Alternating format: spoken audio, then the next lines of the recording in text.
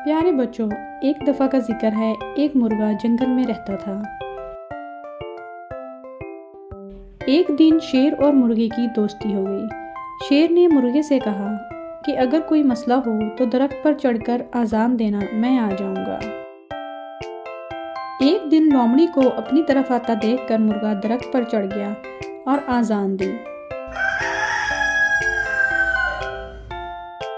दूसरी तरफ शेर ने जब मुर्गे की आज़ान सुनी तो वो दौड़ा।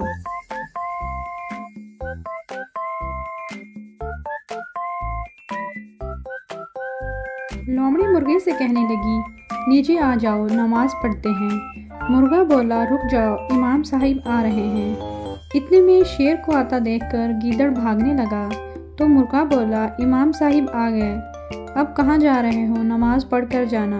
तो गीदड़ बोला, ये मौलवी हमारे फिरके का नहीं। लोमड़ी के जाने के बाद मुर्गा दरख्त से नीचे उतरा और उसने शेर का शुक्रिया अदा किया।